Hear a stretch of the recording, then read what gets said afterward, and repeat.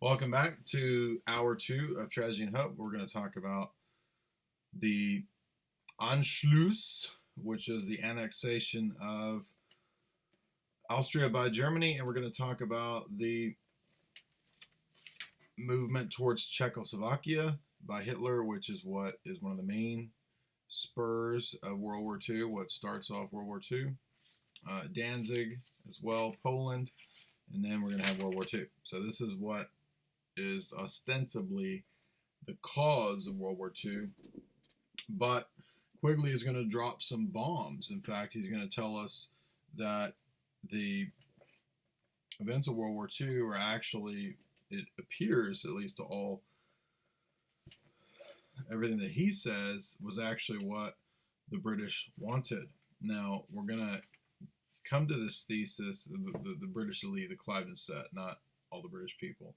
So we're actually going to come to this thesis, in my view, from all the admissions that Quigley has, even though Quigley's not going to come out and say that. It's hard to avoid that conclusion, especially given large sums of money that are going to be put up for donation to, or excuse me, loan to Hitler. Now, so you have this 7-point plan that we spoke about earlier of the Cliveden set that want a 3-block world. They want the world divided into the Atlanticists, Russia, Germany. That's their idea. Now, the UK has this dual plan, this dual policy of, at the same time, for their people, running stories about fears of Hitler and his rearmaments, and that he's going to bomb London anytime you get upon these gas masks, stop, drop, and roll, and you're going to be protected if you just listen to the government. Now, that's all baloney. None of that was true, according to Quigley. But the figures, by the way, were all made up as well. The Czechs had a superior army to even the Germans, Quigley says on page 622. And so Quigley says, as we mentioned before, the Chamberlain government made it clear to Germany, both publicly and privately, that they would not oppose all the German projects, including the annexation of Austria. And of course, all these lords are in the background with Chamberlain as the front man. So let's talk. So that provokes people. People start freaking out. Oh no, he's annexed Austria. Next, Hitler has designs towards Czechoslovakia. 99% of the Germans favored the annexation of Austria. So Hitler, we read, he needed Austrian goods. So that was part of his plan. But he has aims for moving into Czechoslovakia. Now, the Cliveden set, Quigley says on page 627, wants to appease Hitler and support his projects in Czechoslovakia. And within 2 weeks of Hitler's annexation, Britain was moved. It decided to put pressure on the Czechs to concede to the Germans. They encouraged France and eventually Germany to do the same thing, and to encourage France, right, to concede to Germany in the same way and insist that Germany must not use force. This is what Britain's saying. Oh, we're gonna tell Germany not to use force, but we're gonna support them in their movements. This group spread the version of the situation that was devised by Halifax, Simon, Hoare, Horace Wilson, and the Cliveden set. The British ambassador had to sell this stuff, right? So they had to, or Chamberlain, had to sell this to the public that they were appeasing Hitler. Now, supposedly Czechoslovakia, according to the Cliveden set, they were worried that it was going to become a spearhead of Bolshevism. So the Cliveden set literally, Quigley says, wanted to use Hitler to wreck Czechoslovakia. Better Hitler than Blum, they said. Leon Blum, who was a popular front leader in Czechoslovakia. So the anti-Bolsheviks saw this as the only solution and their way to get a 3-world bloc. Czechoslovakia would be eliminated with the help of German aggression, as well as French indecision and basically France do nothingness. 628. Well, there you go. So what I am beginning to see, what I think here, and there's actually a book, Hitler as a British secret agent. I forget the guy's name, but it's a book I'm interested in getting now because Quigley seems to more or less be saying, although not in explicit terms, that Hitler is doing the work of Britain. Well, not Britain, but you know what I mean, the Astors, the Cliveden set. And over and over and over and over and over, as we're going to see in this chapter, this is chapter 13, all this chapter shows, chapter 13 of Tragedy and Hope, is that Hitler is supported in everything he does by the British. And the reasons that we're told, even Quigley says, don't really work. Like the mainstream reasons of why Britain wanted to appease Hitler. That's not what was really going on, but Quigley's going to drop a bomb and tell us what was really going on. And it's stuff that we've mentioned already before. By the way, if Hitler is essentially doing the work of the UK Atlanticist elites, then a lot of things start to make more sense, because out of this we'll get the modern state of Israel, which arguably couldn't have happened without Hitler.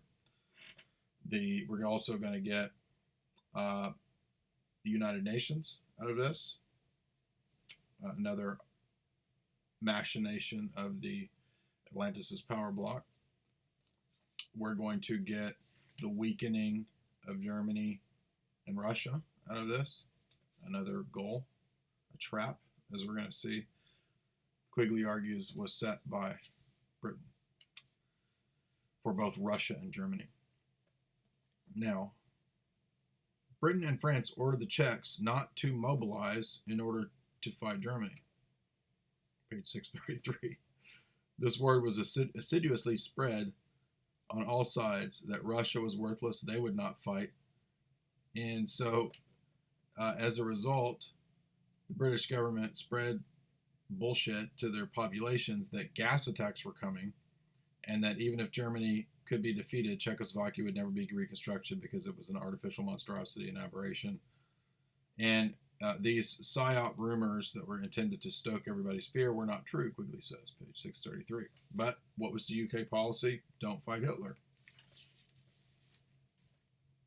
Now, the Chamberlain government is having a hard time because they're having to sell two different things. They're having to sell this to the public, that Hitler's a bad guy, but we're going to make peace, we're going to make concessions.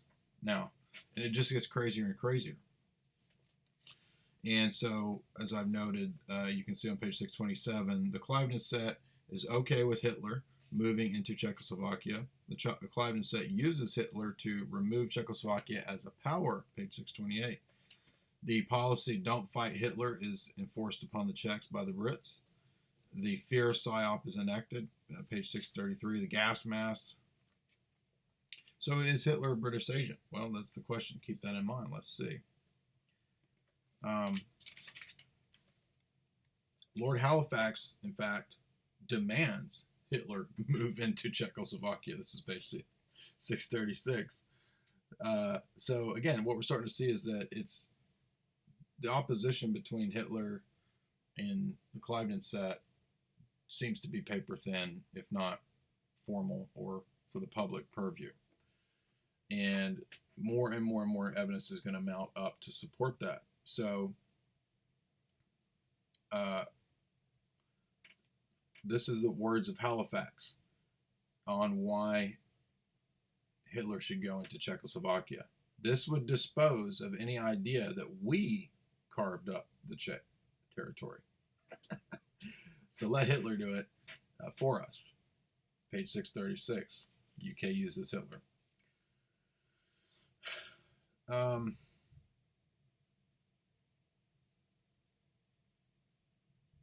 Lord Halifax ordered all the Czech police to be withdrawn from the Sudeten districts and expressed his wish that German troops move in at once.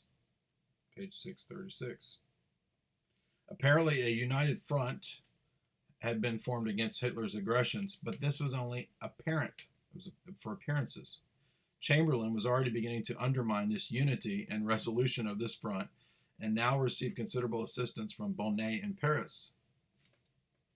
How horrible and fantastic, incredible that is that we should be digging trenches and wearing gas masks because of a quarrel in some faraway country.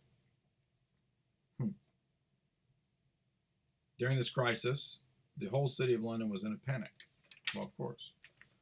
So, what happens is Hitler, the UK, and Mussolini and Daladier of France carve up Czechoslovakia. Now, this is, again, done secretly on the part of the Brits. And this is at the Munich meeting with Hitler, Chamberlain, Mussolini, Daladier in September 29th. He doesn't have the date here, but it's the Munich meeting, I guess, of 1938, 9. Yeah. So the pattern is getting more and more clear what's really going on here. The Munich agreement was violated at every point in favor of Germany, so that ultimately the German army could occupy the places it wanted.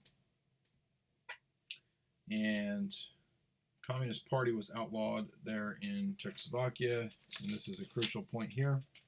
All these events show very clearly the chief result of the Munich meeting. Germany was supreme in Central Europe, and this was the UK plan, to let Germany be supreme in Europe. The UK would have the seas.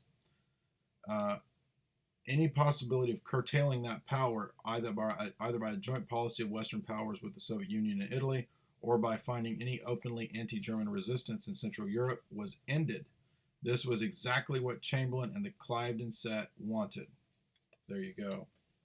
Now, not only that, they're also at this period pro-Mussolini. So all the baloney about the Allies being these great heroes opposing fascism, that's preposterous, which is Quigley's going to try to argue that. So Quigley is really at pains here to paint his Atlanticist overlord oligarch masters in good light, given all the things he's saying here. I mean, what contradictions. It's amazing. World domination, he says, was Hitler's plan, and that's why people were starting to get freaked out. Uh-oh, maybe Hitler has world dominations. And so the irony here I'm saying is that Quigley says, oh my gosh, Hitler wants to dominate the world. Be scared. They're starting to wake up to this. They knew what he wanted to do, right? I mean, they are supporting his plans. Now, how ironic, as if the British Empire didn't want world dominion. Give me a break. Come on. I mean, it's like he thinks you're an idiot or something. The government had already written off, the UK writes to the US. Lord Halifax sends a letter to FDR and doesn't mention anything about Czechoslovakia, right? So the concessions, he says, to Germany are to continue. They had to be secret, though, all these meetings, these secret deals with Hitler, because public opinion refused any longer to accept actions resembling appeasement. But they were continued for several reasons. The British wanted a three-block world. In the third place, Chamberlain wanted to continue the 7-point plan with Hitler, and that's what happened. So this was also to gain time for rearmament, right? To justify the secret concessions allowed also for rearmament over a period of time. So the dual policy, that's what we're talking about here. The UK is still aiding Hitler. These were frequently such as to strengthen Germany rather than to gain time for Britain. The projects of the anti-Bolsheviks and the three-block world supporters were too dangerous to admit publicly, so they were kept amongst the upper class secretly. The Cliveden set. This is page 643. England desired to retain the sea. The entire European continent would be left to Germany. So the three-block world supporters wanted to limit Hitler and not allow him into the Adriatic or the Aegean. Okay, yeah, right. As a consequence of this, hidden and conflicting forces, international relations are very complex in this period. Yeah, of course. In general, the key to everything here is to understand the position of Britain. This is Quigley, and makes perfect sense. As a result of these dual dualistic policies, the diarchic policy, Lord Halifax named it, was that, excuse me, there was sought to make secret concessions to Hitler in order to achieve a general Anglo-German settlement of all the 7 points of the secret deal. One policy was public, the other was secret. This is what we've been talking about. Drive Hitler to seek his desires by negotiations, not war. So they keep saying, well, we can negotiate.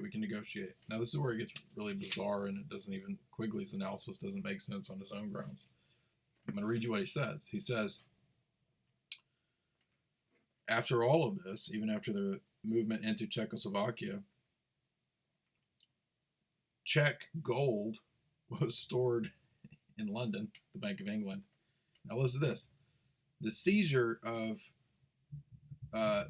Czechoslovakia was declared to be illegal, but the German acquisition of all the Czech gold in London was but one more episode in an extensive and largely secret plan for economic concession to Germany.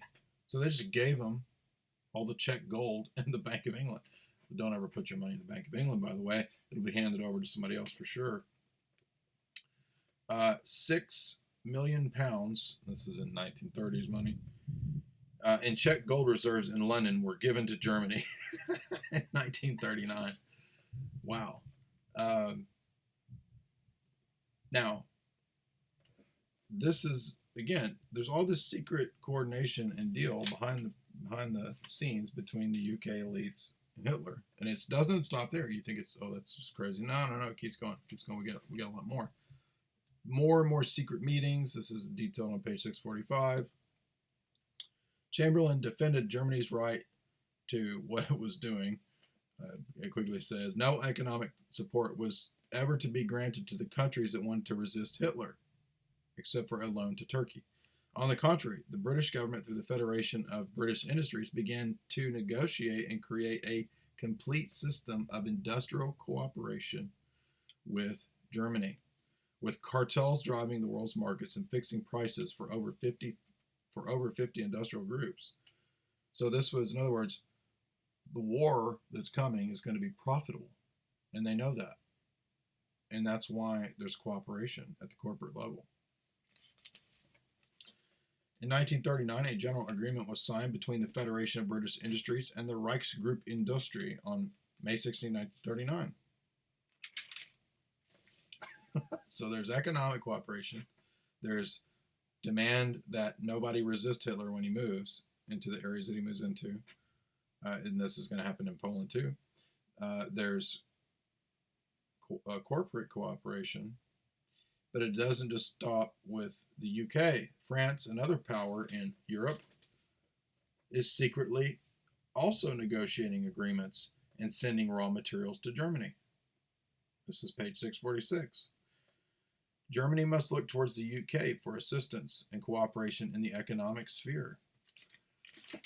This is Hitler.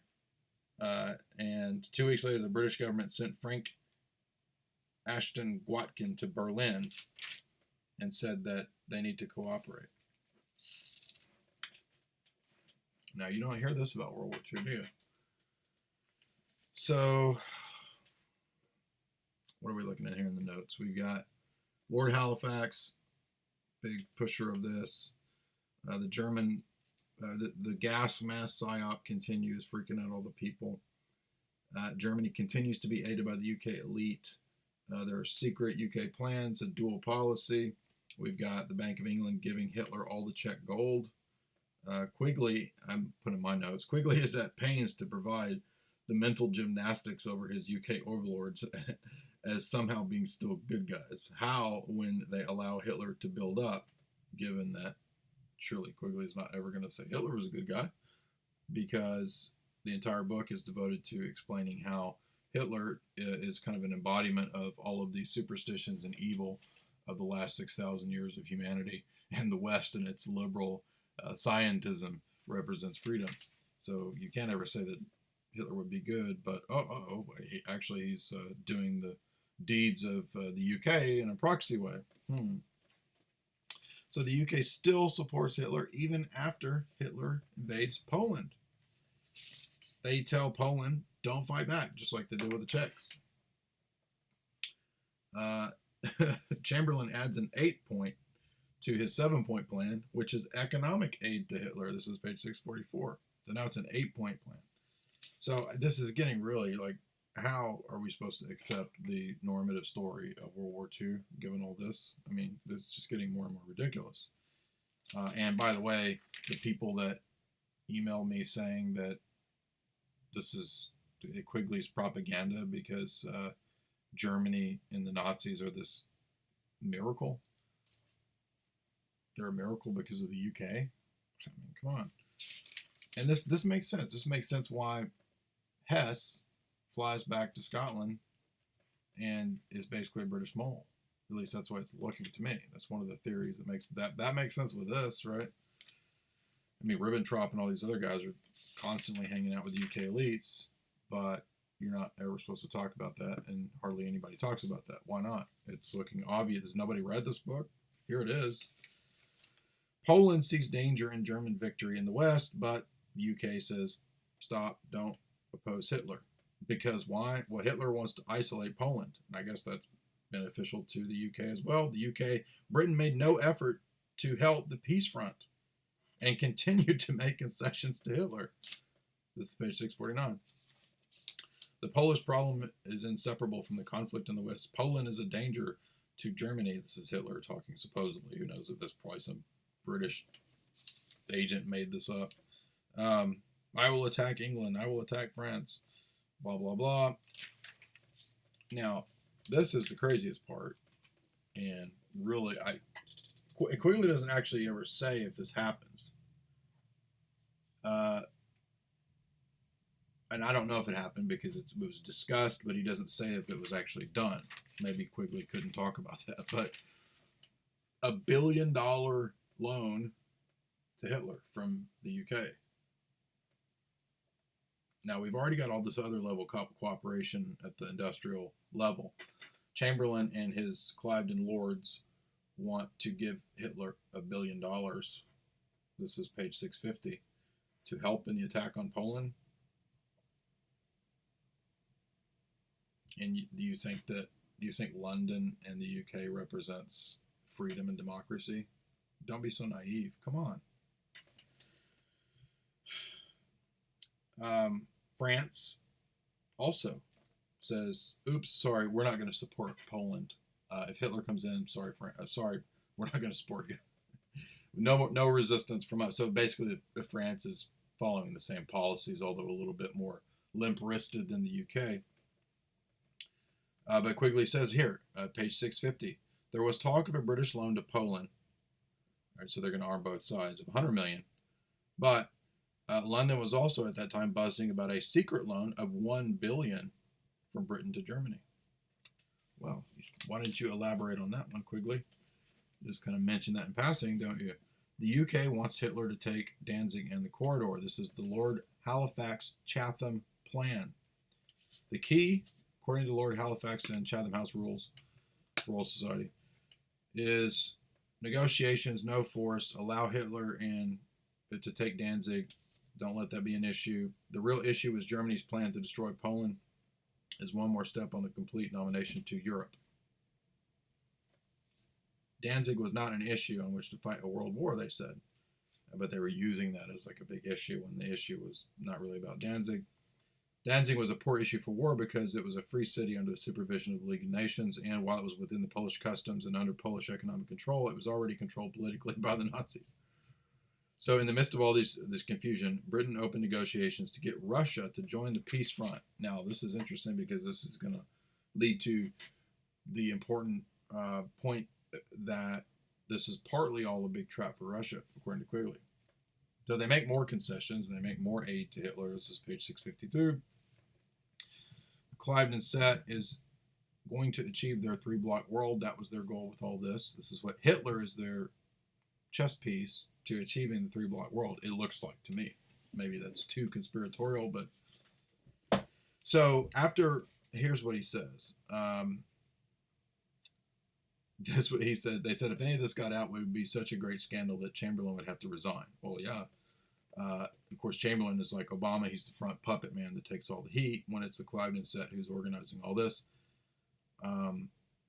They kept trying to concede, let Hitler have whatever he wants. These were not Chamberlain's plans. Duh. They were the plans of Lord Halifax and repeated amongst the Cliveden set. Germany, the dominant power on the continent. Britain would only engage in moderate trade in that region. Western Europe, this is the three-block plan.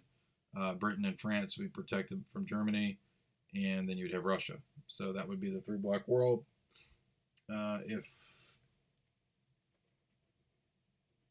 given whatever outcomes of the war with Hitler, it is almost impossible to keep negotiations such as these completely secret. There can be no doubt that rumors of these negotiations reached Russia, and by strengthening their suspicions, age-old suspicions of Britain, it made Russia decide to avoid any agreement with Britain and to take instead the non-aggression pact offered by Hitler to make concessions to. So Russia makes concessions to Hitler. This leads to an outburst of public rage at Russia for conceding to Hitler.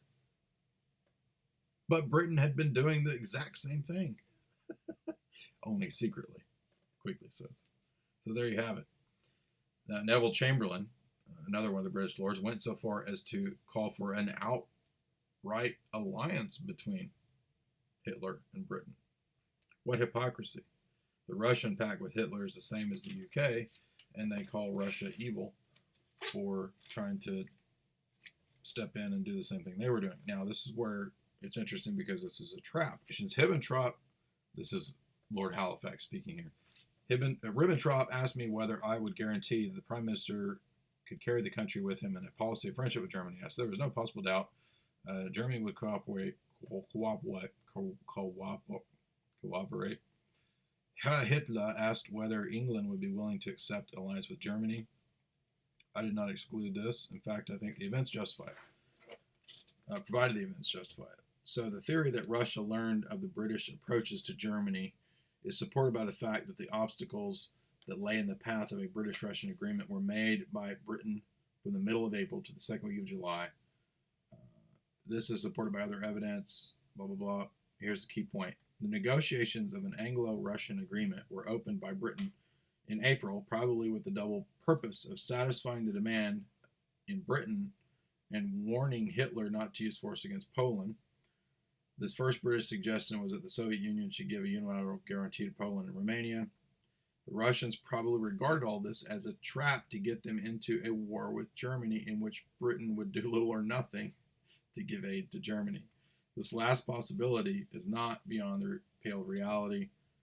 In fact, Britain did prepare an expeditionary force to attack Russia in 1940 when Britain was technically at war with Germany, but was doing nothing to actually fight Germany.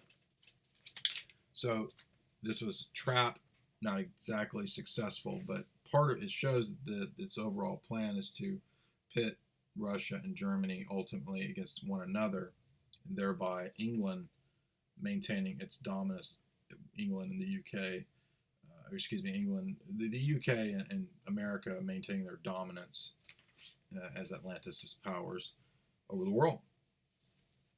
More secret emissaries, page 657, continue to meet with Hitler even after he takes Poland. And the UK then,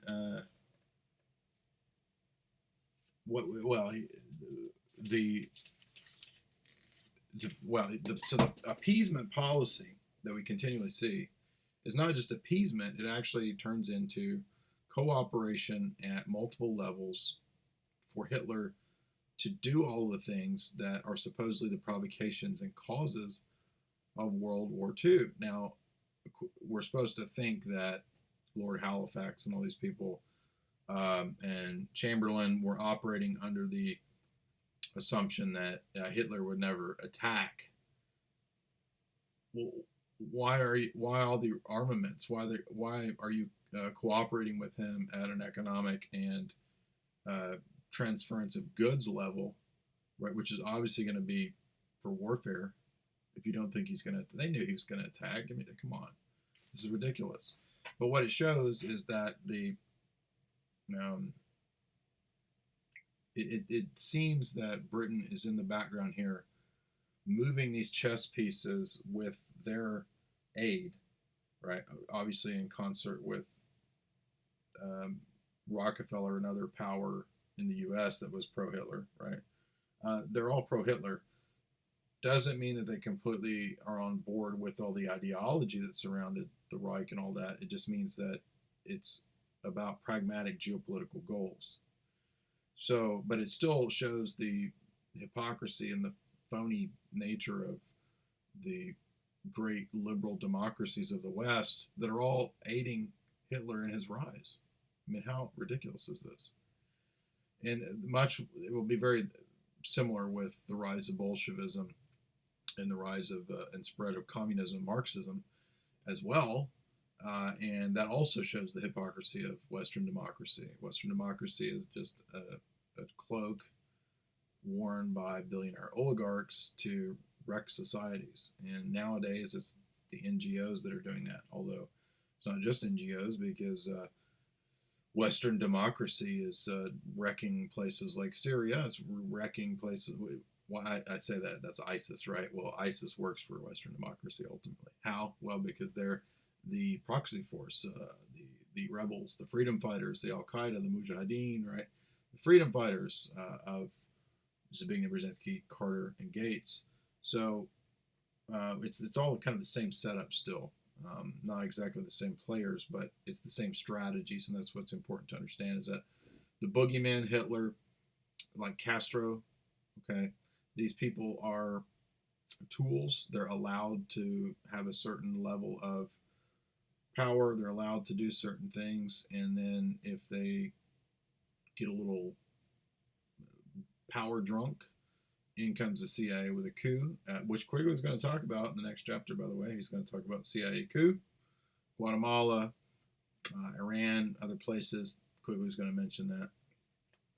And I think that, for me at least, it's starting to line up more and more that Hitler functions as a foil or a means by which, a chess piece by which the UK can accomplish their goals, and ultimately the Western Atlanticist establishment can conquer their goals by using boogeymen. And Kim Jong-il, Kim Jong-un, I see them as complete puppets, CIA puppets, doing the same function now. So Quigley moves on to the next section, another one of these little summary chapters, to talk about. No, I'm sorry, that's later. That's after World War II. So that's what starts World War II. So we've got the invasion of Poland, the annexation of Austria, or the Anschluss, and we've got the taking of Czechoslovakia. These three things lead to war, and Hitler would not have been able to do any of this without all the aid from the West. So, it really looks like the chessboard is set up on purpose so that there can be a war. And we saw similar things in World War I with the possibility of the Black Hand and the assassination of Archduke Franz Ferdinand by this Serbian nationalist group that could have most likely been engineered by Western intelligence, British intelligence, right? That seems very, very likely, because that leads to war again, weakening Russia, weakening Germany. That's what the 20th century is really about, and very accurate. It's a very accurate assessment, even from Stratfor, right? Which is where that article was posted recently, that the whole history of 20th century geopolitics is about weakening Russia and Germany so that the West can stay in power. And what better function than Hitler? Hitler provides that function very well, plays that role very well. So the next section that we're going to do, very lengthy, is the entirety of World War II. So Quigley, as a military historian, is going to spend like 100 pages just on World War II. That's going to be a bit daunting. Not that the war is not exciting or interesting or tragic and all that rolled into one. But that Quigley's so dry, and as a military historian, he's just going to list all this really, really boring facts and stuff that we're probably not going to remember all these details of facts. So we're going to hit the high points here and see what was going on in the background. And then we're going to have an interesting chapter that follows the 100 or so plus pages of World War II that deals with the New Age. The New Age, well, not New Age in the sense of, David Wilcock or something, but New Age in the sense of post-World War II, the New World post-World War II, and how he's going to do another one of these recap chapters of liberalism being the future, and that's connected with scientism, and this is the history of the West, which is not true, but that's Quigley's propaganda, and that's going to be very interesting because we're going to talk about the Rand Corporation in that chapter. We're going to talk about quantification, scientism, AI, transhumanism. That's actually going to come up here, believe it or not. We're going to talk about philosophy, empiricism, William Van Orman Quine, the U.S. think tanks will come into this, the big academic institutions, MIT, things like this, and how they're going to set the stage for what this new age, this new world really means. So the New World Order, according to Quigley, really, it's been around for a while, obviously, but Quigley dates it post-World War II. This is the beginning of the new order, and that's because it represents the death of any societies based around traditional notions of hierarchy, authority, aristocracy, nobility, class. This is going to be replaced by middle class ethics and thinking that derive out of Puritan thought and capitalism and laissez-faire and merchant thinking. That's going to come to dominate over the older medieval notions of life having a basis in eternity and work being something that is temporary, not the whole focus of your life. That's going to be reversed in the Protestant ethic, or the puritanical ethic, obviously. The accruement of money is going to be switch. It's going to become something that's more valuable than it used to be, in the sense of usury or the attainment of excess wealth was viewed in the Middle Ages as basically sinful.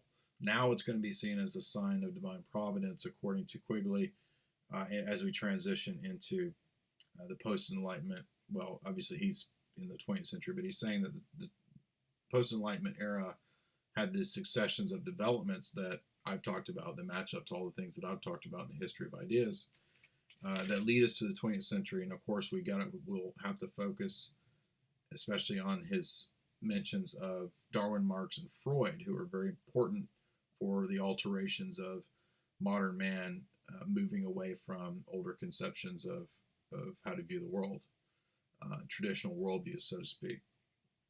Then we're going to talk about rationalization in science. That chapter is going to be very important because it really represents the culmination of what we're talking about here. Scientism, technocracy, rule by experts, managerial elite. That is what is going to constitute the new age, which is the post-World War II era.